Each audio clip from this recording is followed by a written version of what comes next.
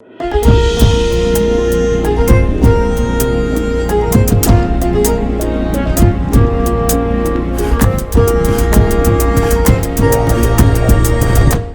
ጤና ይስጥልኝ ውድ የፈታ ዴሊ ተከታታዮቻችን፣ ይህ የዕለተ ማክሰኞ የምሽት ጥንቅራችን ነው።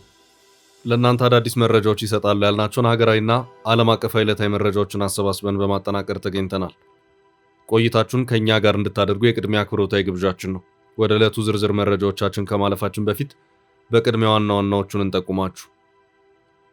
በትግራይ እየተባባሰ የመጣውን ወታደራዊ አፈሳ ተከትሎ በርካታ ወጣቶች ጉዳት እየደረሰባቸው መሆኑ ታወቀ። የግዳጅ አፈሳው ካመጣው ጣጣ ጋር በተያያዘ ወጣቶች በቁጥጥር ስር ከዋሉ በኋላ አንድም በተሽከርካሪ በመጓጓዝ ላይ ያሉ ለማምለጥ ወይም ደግሞ በማሰልጠኛ ጣቢያ ውስጥ እንደዚሁም በማቆያ ቦታዎችም እያሉ ለመሸሽ በሚያደርጓቸው ጥረቶች ለከፍተኛ ጉዳት እየተጋለጡ መሆኑን የቢቢሲ ትግረኛው ክፍል ድረገጽ ዘገባ አመላክቷል። በዕለቱ በጥንቅራችን ከተያዙት መረጃዎች መካከል ነው። በትግራይ ክልል ህወሓት የፈጸመው እስር ቁጣ ቀስቅሷል። የእንደርታ ተወላጅ እንደሆነ የተነገረላቸው የ76 ዓመት አዛውንትና በነባር የህወሓት ታጋይ የሚታወቁ እናት አኸዛ ህሉፍ ህወሓት ላይ በሰነዘሩት ትችት የተነሳ ለእስር መዳረጋቸው ብዙዎችን አስቆጥቷል። የኤርትራ መንግስት ለተባበሩት መንግስታት ያቀረበው ሐሳብ ውድቅ ሆነ። ይህው ጥያቄ ከዚህ ቀደምም ቀርቦ የነበረ ሲሆን ዘንድሮም ዓመቱን ጠብቆ ቀርቧል። ሆኖም በዚህ ዓመትም ውጤት ሊገኝበት አልቻለም። የዓለም ጤና ድርጅት ዋና ዳይሬክተር ዶክተር ቴድሮስ አድሃኖም ደቡብ አፍሪካ ውስጥ በተገደሉ ኢትዮጵያውያንና ሞዛምቢካውያን ዙሪያ ከሰሞኑ በሰጡት አስተያየት የደቡብ አፍሪካ ባለስልጣናትን ማስቆጣታቸው ተዘገበ። የደቡብ አፍሪካ አንድ ባለስልጣን ለዳይሬክተሩ በይፋ መልስ ሰጥተዋል። በጥንቅራችን እንመለከተዋለን። ከወደ አሜሪካ አስደንጋጭ ክስተት ተሰምቷል። አሜሪካ ለክፉ ቀን የኒውክሌር ቦምብ ይዞ እንዲጥል የሰራችው ቢ52 የሚሰኝ የጦር አውሮፕላኗ የመከስከስ አደጋ ገጥሞታል። የኢትዮጵያ ፌዴራል መንግስት የፌዴራል ቤቶች ኮርፖሬሽን በጁባ ዘመናዊ መኖሪያና የንግድ ቤቶች ግንባታ ላይ ያካሄድ መሆኑ ተሰማ። እስከ ጥንቅራችን ፍጻሜ አብራችሁን ቆዩ። የምንለቃቸው ዕለታዊ ትኩስ ዜናዎች እንዲደርሷችሁ ላይክ፣ ሼር፣ ሰብስክራይብ ማድረግ እንዳትረሱ።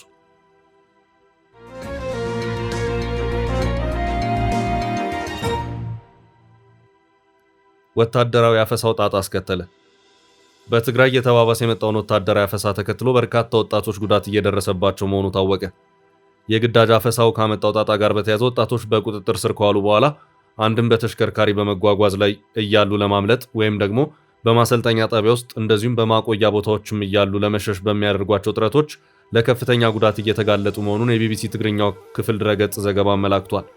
ቢቢሲ ከተጎጂዎች ቤተሰቦች፣ ከወታደራዊ ስልጠና ያመለጡ ወጣቶችንና የሕክምና ሰነዶችና አንዳንድ መረጃዎችን አገላብጬ ተመልክቻለሁም ሲል በዚሁ ዘገባው አስታውቋል። የክልሉ የሰላምና ደህንነት ቢሮን አናግሬያለሁ ያለው ቢቢሲ በትግራይ ውስጥ ለጦር ኃይሎች የተመለመሉ ወጣቶች እየሰለጠኑ መሆኑን አምኖ ነገር ግን ደረሱ በሚባሉ ጉዳቶች ዙሪያ የሰጠው መረጃ አለመኖሩን አመላክቷል። የቀደሙት መረጃዎች ወጣቶች በግዳጅ ሲወሰዱ ከተሽከርካሪዎች ላይ ዘለው ለማምለጥ በሚያደርጓቸው ሙከራዎች የጉዳት ሰለባ እንደሚሆኑና አካላዊ ጉዳቶችንም ጭምር እንደሚያስተናግዱ እንደዚሁም አንዳንድ ጊዜም ለማምለጥ ሞክረው የተያዙም ከባድ አካላዊ ድብደባም እንደሚገጥማቸው አመላክተዋል። በዚሁ ድብደባና ለማምለጥ በሚደረጉ ጥረቶች በሚፈጠሩ አካላዊ ጉዳቶች አንዳንዶች ሆስፒታል ጭምር የተኙ መሆኑም ታውቋል። በተጨማሪም ወጣቶች ማቆያ ቦታ እያሉ ለመውጣት በሚያደርጓቸው ጥረቶች ለጠባቂዎች ከፍተኛ ገንዘብ እየከፈሉ ለመውጣት እንደሚገደዱም ታውቋል።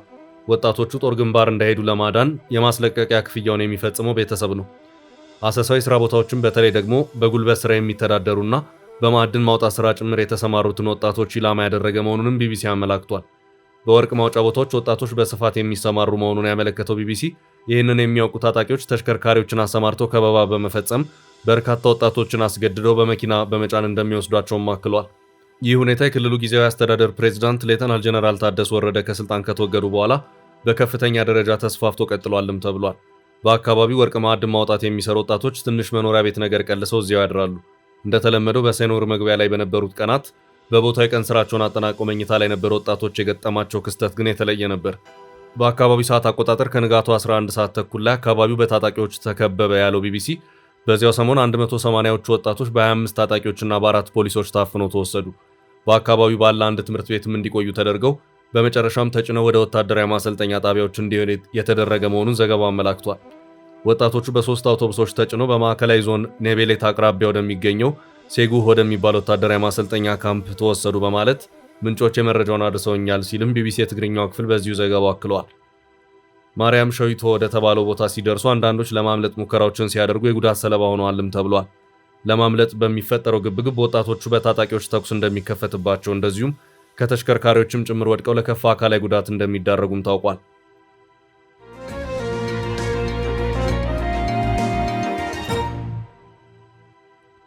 በሌላ መረጃ ቁጣ የፈጠረው የህወሓት እስር። ህወሓትን የተቃወሙት የ76 ዓመት አዛውንት ታሰሩ። በትግራይ ክልል ህወሓት የፈጸመው እስር ቁጣ ቀስቅሷል። የእንደርታ ተወላጅ እንደሆነ የተነገረላቸው የ76 ዓመት አዛውንትና በነባር የህወሓት ታጋይነታቸው የሚታወቁት እናት አህዛ ህሉፍ ህወሓት ላይ በሰነዘሩት ትችት የተነሳ ለእስር መዳረጋቸው ብዙዎችን አስቆጥቷል። እስሩን ተከትሎ በማህበራዊ ሚዲያ አቶ ጌታቸው ረዳን ጨምሮ በርካቶች ተቃውሞ እያሰሙ ይገኛሉ። አዛውንቷ በክልሉ ስላለው የፍትህ እጦት፣ የመልካም አስተዳደር እክልና የፖለቲካ ብልሽት አስመልክተው በሰጡት ቃለ መጠይቅ የተነሳ ስለመታሰራቸው መረጃው ያመለክታል። ከ6 ቀናት በፊት አዛውንቷ ለአንዳ ሪፖርት ለተሰኘ በትግርኛ ቋንቋ ለሚቀርብ ዲጂታል ሚዲያ የሰጡትን ቃለ መጠይቅ ተከትሎ ለእስር መዳረጋቸውን መረጃ ያመለክታል። አዛውንቷ ቃለ መጠይቁን በሰጡ በ3ኛው ቀን በህወሓት ታጣቂዎች መወሰዳቸውንና መታሰራቸውን ምንጮች አረጋግጠዋል። አዛውንቷ በቃለ መጠይቁ ለምን ልጆች ወደ ጦርነት ይገባሉ በሚል መጠየቃቸውና መናገራቸውን ተከትሎ ለእስር መዳረጋቸው ተነግሯል። ህወሓት ከሰሞኑ የወታደራዊ እንቅስቃሴና ምልመላን ጨምሮ ቡድኑ በሚያደርጋቸው ውሳኔዎችና ክንውኖች ላይ ተቃውሞ የሚያሰማ ከ20 ዓመት እስከ ዕድሜ ልክ የሚያስቀጣ አፋኝ ህግ ማውጣቱ የሚታወስ ነው። ይህ ህግ በወጣበት ሰሞን እኚህ እናት በንግግራቸው የተነሳ መታሰራቸው ታዲያ ቁጣን የፈጠረ ሆኗል። አዛውንቷ እንዲለቀቁ የሚጠይቅ በማህበራዊ ሚዲያ ትሬንድ እንቅስቃሴን በርከት ብሎ ታይቷል። አዛውንቷ ግን አሁንም ድረስ በእስር ላይ እንዳሉ እየተገለጸ ነው። የቀድሞ የትግራይ ክልል ጊዜያዊ አስተዳደር ፕሬዝዳንትና አሁን የጠቅላይ ሚኒስትሩ የምስራቅ አፍሪካ ጉዳዮች አማካሪ አቶ ጌታቸው ረዳ ጉዳዩን ዛሬ አንስተዋል። አቶ ጌታቸው በይፋ የፌስቡክ ገጻቸው ከእስሩ ጋር በተገናኘ አንድ መልእክት ዛሬ አጋርተው ታይተዋል። አቶ ጌታቸው የአዛውንቷን ምስል አያይዘው በትግርኛ ባወጡ ጽሑፍ የልጆቻችንና የልጅ ልጆቻችን ሞት ይብቃን ብሎ መጮህ ወንጀል የሚሆንበት ትግራይ ከተፈጠረች ሰነባብታለች ብለዋል። አንዳንዶቻችንም አውቀንም ይሁን በስህተት ለዚህ ሁኔታ መፈጠር አስተዋጽኦ አበርክተናል። እጅግ ያሳዝናል፣ ያሳፍራል ሲሉ ጽፈዋል። የ76ዎቹ አመራሮች ልጆች በስርቆትና በዘረፋ ሲበለጽጉ በጦርነት ልጆቻቸውን ያጡ የ76 ዓመት አዛውንት እናት ግን ወደ ወህኒ ቤት የሚጣሉበትን እውነታ ከመመልከት በላይ ምን የሚያሳዝንና የሚያሳፍር ነገር አለ ሲሉም ጠይቀዋል። ጌታቸው ያጋሩት የማህበራዊ ሚዲያ አንቂ ጽሑፍ ደግሞ አንድ መንግስት የ76 ዓመት አዛውንት እናት ድምፅ ከፈራ ተቀባይነቱን እንዳጣ ይቆጠራል። ህወሓት ለትግራይ ህዝብ ውርደት ነው ብለዋል። አዛውንቷ ቃለመጠይቁን ካደረጉ በኋላ በሳምንቱ ሰኞ ዕለት ከመኖሪያ ቤታቸው በህወሓት የጸጥታ ኃይሎች ተይዘው ወደ መቀለ መወሰዳቸውን የአካባቢው ምንጮች ይገልጻሉ። በመቀለ ደብረ ዳሞ ድልድይ አካባቢ በሚገኝ የፖሊስ ጣቢያ ውስጥ ሳይታሰሩ እንዳልቀረ መረጃው አክሏል። አዛውንቷ በትግራይ ስላለው ሁኔታ በቃለመጠይቃቸው የፍትህ መጓደል መኖሩን፣ ደካማ አስተዳደር እንዳለ እንዲሁም የክልሉ የፖለቲካ ሁኔታ ውድቀት ውስጥ መግባቱን ተችተው ተናግረዋል። አዛውንቷ በባለፈው ጦርነት በቀጥታ ተጠቂ ከሆኑት መካከል ስለመሆናቸው ሲነገር በሁለት ዓመቱ ደም አፋሳሽ ጦርነት አንድ ልጃቸውን በሞት ያጡ መሆናቸውን ጌታቸው ረዳ ያጋሩ የመረጃ ምንጮች አስፍረዋል።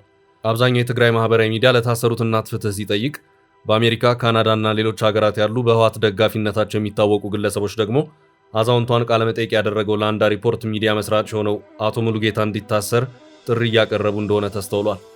ለአንዳ ሪፖርት በቀድሞ የአሜሪካ ድምፅ ጋዜጠኛ አቶ ሙሉጌታ አጽባህ የተቋቋመ ሲሆን በትራምፕ ውሳኔ የአሜሪካ ድምፅ መዘጋቱን ተከትሎ ጋዜጠኛው በኢትዮጵያና በትግራይ ጉዳዮች ዘገባዎችና ጥንቅሮችን በላንዳ ሪፖርት ሚዲያ እያቀረበ ይገኛል። ሚዲያው መቀመጫውን መቀለ ያደረገ መሆኑን የተነገረው።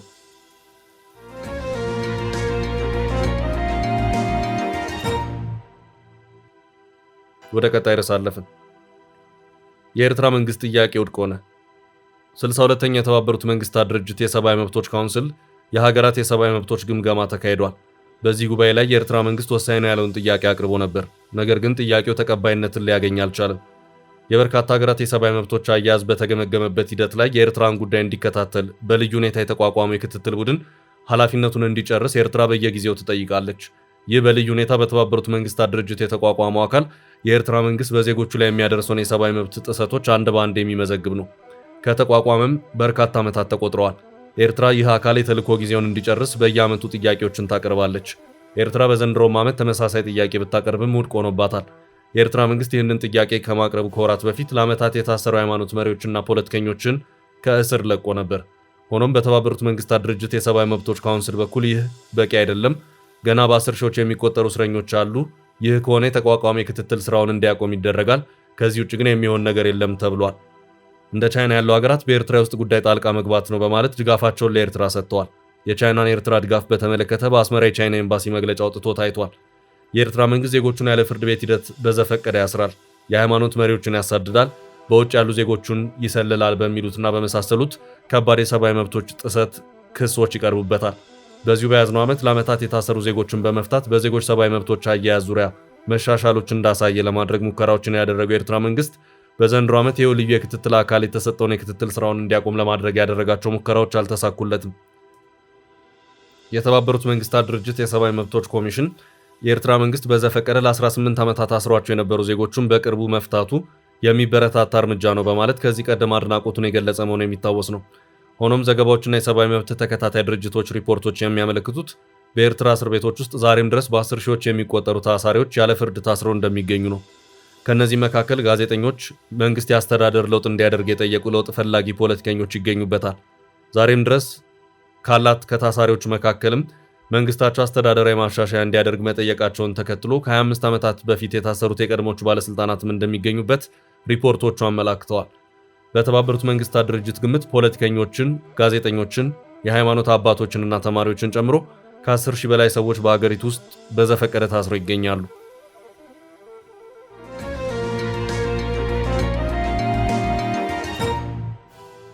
ወደ ቀጣይ ርዕስ አለፍ። ዶክተር ቴድሮስ አድሃኖም ከደቡብ አፍሪካ ተቃውሞ ተነሳባቸው።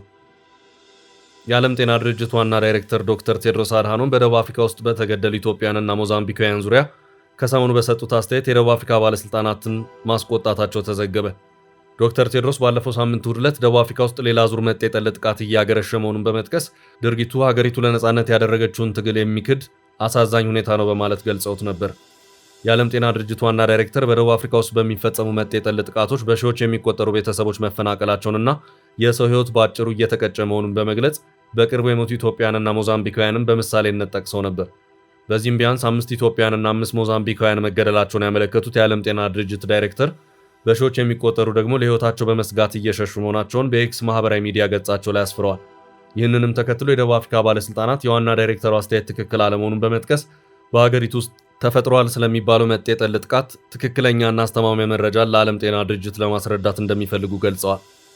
ከደቡብ አፍሪካ ለዳይሬክተሩ መልስ የተሰጠ ሲሆን ዓለም አቀፍ ግንኙነትና ትብብር መስሪያ ቤት የሚባለው የደቡብ አፍሪካ የውጭ ጉዳይ ሚኒስቴር ቃል አቀባይ ዶክተር ቴድሮስ የጠቀሷቸው የውጭ ዜጎች ሕይወት በማለፉ እንደሚያዝኑ በመግለጽ ምክንያቱ ግን መጤ ጠል ጥቃት እንዳልሆነ ማስተባበያ መስጠታቸውን የቢቢሲ ዘገባ አመልክቷል። ባለስልጣናት ለኢትዮጵያውያኑና ለሞዛምቢካውያኑ ሞት ምክንያቱ የመጤ ጠል ጥቃት አለመሆኑን ከመግለጻቸው በተጨማሪ የኢትዮጵያውያኑ ሞት ከተደራጀ ወንጀል ጋር እንደሚያያዝ፣ የሞዛምቢካውያኑ ሞት ደግሞ ምርመራ እየተደረገበት እንደሆነ ቃል አቀባዩ ገልጸዋል። ዶክተር ቴድሮስ በደቡብ አፍሪካ የነበረውን የአፓርታይድ ስርዓት ለማፍረስ የአፍሪካ ሀገራት በጋራ መቆማቸውን በመግለጽ ኢትዮጵያ ማንዴላን በመደገፍ ፓስፖርት ሰጥታ በአህጉሪቱ ውስጥ እንዲንቀሳቀሱ ስታደርግ ሌሎች ሀገራትም እንዲሁ በተለያዩ መንገዶች ድጋፍ ማድረጋቸውን አንስተዋል። ነገር ግን አሁን በደቡብ አፍሪካ ውስጥ በአፍሪካውያን ስደተኞች ላይ እየተፈጸመ ያለው መጤ ጠል ጥቃት ሀገሪቱ ለነጻነት ያደረገችውን ተጋድሎ የሚክድ ነው በማለት መውቀሳቸው በተለይ የሀገሪቷን ባለስልጣናት ያበሳጨ ስለመሆኑ ዘገባው አመልክቷል። ዋና ዳይሬክተር ቴድሮስ ጨምሮም አለመግባባቶችና ቅሬታዎች በደቦ ጥቃትና በጅምላ ጥቃት ሳይሆን በህግ ስርዓትና በህግ የበላይነት ብቻ ነው መፍትሄ ሊያገኙ የሚገባቸው በማለት በስደተኞች ላይ የሚንጸባረቀው ጥላቻ እንዲቆም፣ ጥበቃ እንዲደረግላቸውና ሰብአዊነት እንዲከበር ጥሪ አቅርበዋል።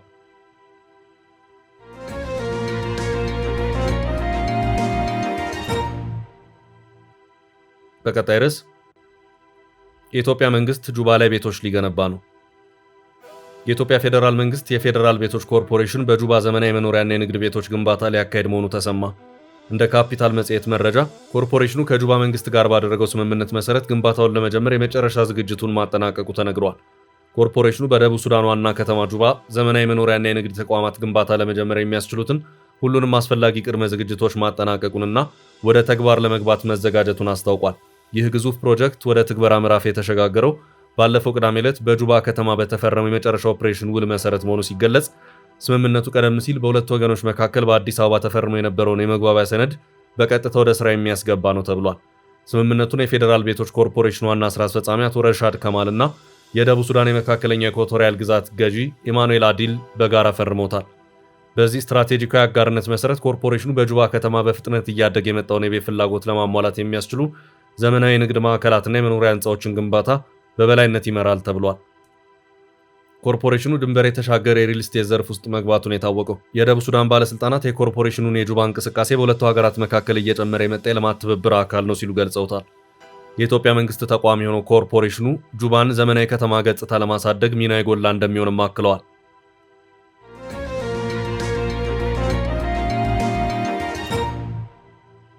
ወደ ቀጣይ መረጃ አለፍ። ስምምነቱን ይፋ እናደርጋለን። ትራምፕ የመጨረሻው ስምምነት ላይ ተደርሷል የተባለ የአሜሪካ ስምምነት ለህዝብ ይፋ ለመሆኑ ጉዳይ አሁንም እያነጋገረ ነው። ስምምነቱ ይፋ ለምን እንደማይሆን የተጠየቁት ፕሬዝዳንት ዶናልድ ትራምፕ መጀመሪያ በይፋ የመፈራረሙ እንዲቀድም እንደሚፈልጉ ተናግረዋል። ኢራን በቶሎ እንዲጠናቀቅ ትፈልጋለች፣ ወደ መደበኛ ህይወታቸው መመለስ ይፈልጋሉ ሲሉ ለጋዜጠኞች ተናግረዋል። ትራምፕ የሆርሙዝ ወሽመጥ ከ60 ቀናት በኋላም ያለምንም ክፍያ ክፍት ይሆናል ሲሉም አብራርተዋል። ትራምፕ ስምምነቱን ቃል በቃል ለማንበብ ጋዜጣዊ መግለጫ እንደሚጠሩም ጨምረው አስረድተዋል። ምክንያቱም በጣም ወሳኝ ሰነድ ነው ሲሉ አክለዋል። ትራምፕ ኢራን የኒውክሌር ጦር መሳሪያ አይኖራትም ካሉ በኋላ እውነቱን ለመናገር ሌላው አስፈላጊ አይደለም ሲሉ ተደምጠዋል። ስምምነቱን ከኒውክሌር ጦር መሳሪያ በተቃራኒ የቆመ ግድግዳ ሲሉ ገልጸውታል። የቀድሞ የአሜሪካ ፕሬዝዳንት ከኢራን ጋር ካደረጉ ስምምነት ጋር በማነጻጸርም መካከለኛው ምስራቅን ሊያጠፋ ይችል ነበር ብለዋል። የተብላላውን ዩራኒየም ከኢራን ያወጡ እንደሆኑ ሲጠየቁም መቼ ይወጣል የሚለው ላይ ምንም ጥድፊያ እንደሌለ ተናግረዋል። ትራምፕ ስምምነቱ እንዲጸድቅ ወደ ኮንግረስ እንደሚላክ ጨምረው አስረድተዋል።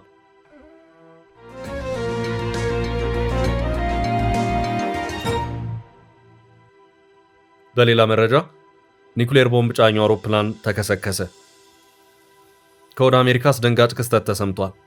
አሜሪካ ለክፉ ቀን የኒውክሌር ቦምብ ይዞ እንዲጥል የሰራችው ቢ52 የሚሰኝ የጦር አውሮፕላኗ የመከስከስ አደጋ ገጥሞታል። ክስተቱ በደቡብ ካሊፎርኒያ የተፈጠረ ሲሆን የአሜሪካ አየር ኃይል የጦር አውሮፕላን የሆነው ቢ52 ቦምበር ከተነሳ ከደቂቃዎች በኋላ ተከስክሶ 2 የቦይንግ ሰራተኞችን ጨምሮ በውስጡ የነበሩ 8 ሰዎች ማለቃቸው ተሰምቷል። የጦር አውሮፕላኑ በድንገት የተከሰከሰው ትላንት ሰኞ ዕለት በአየር ኃይሉ አገላለጽ መደበኛ የፍተሻ በረራ እያደረገ በነበረበት ወቅት ነው። አየር ኃይሉ ባለስልጣን በኤድዋርድስ አየር ኃይል መቀመጫ አሳዛኝ ክስተት ተፈጥሯል። 8 ታላቅ አሜሪካውያንን አጥተናል። ወታደሮች፣ ንጹሃን ዜጎችና መንግስት ኮንትራት የሰጣቸውም ይገኙበታል ብለዋል። ምክንያቱን ለማወቅ ምርመራ እየተደረገ ሲሆን የመጀመሪያ ደረጃ ሪፖርቶች ከአደጋው መትረፍ እንደማይቻል አሳይተዋል። የሞቱት ሰዎች ዝርዝር ለቤተሰቦቻቸው ከተገለጸ በኋላ ለህዝብ ይፋ ሆኗል። የአውሮፕላን አደጋ ያደረሰው ጉዳት በአየር ኃይሉ ብቻ ተወስኖ እንዲቀር ማድረግ መቻሉ ተገልጿል። ቢ52 የተባለው የጦር አውሮፕላን ለአየር ኃይሉ መቆጣጠሪያ ስርዓት ድጋፍ እየሰጠ እንደነበርና በረራ ጀምሮ ብዙም ሳይቆይ እንደተከሰከሰ ተገልጿል። የአደጋው መንስኤ ይፋ የሚደረገው ምርመራዎች ከተካሄዱ በኋላ መሆኑ ተገልጿል። ይህም እስከ 30 ቀናት ሊወስድ ይችላል። ተጨማሪ ምርመራ ደግሞ እስከ 6 ወራት እንደሚወስድ የአሜሪካ አየር ኃይል ገልጿል። የአሜሪካ አየር ኃይል ቢ52 የጦር አውሮፕላኖችን ከ1950ዎቹ አንስቶ የሚጠቀምበት ሲሆን የጦር አውሮፕላኑ የተከሰከሰበት ስፍራ በጭስ ታፍነው የሚያሳዩ ምስሎች ወጥተዋል። ይህንን የጦር አውሮፕላን አሜሪካ በኢራን ኢላማዎችን ለመምታት ተጠቅማበታለች። እስከ 50,000 ጫማ ከፍታ የሚበር ሲሆን በመቶዎች የሚቆጠሩ ቦምቦችና 32 ኒውክሌር ክሩዝ ሚሳይሎች ይጭናል። በረራ ላይ ሳለ ነዳጅ ስለሚሞላ ሰፊ አካባቢን ኢላማ የማድረግ አቅም እንዳለው ይነገርለታል። ውድ ቤተሰቦቻችን ለዛሬ ያዝንላችሁን ርዕሰ ጉዳዮች እዚህ ላይ ቋጭን። ላይክ፣ ሼር እና ኮሜንት በማድረግ ለቻናላችን ድጋፋችሁን መግለጽ እንዳትዘነጉ እያልን ከሌሎች መረጃዎች ጋር ደግመን እስክንገናኝ ቸር ያሰማን ስንል ተሰናበትን።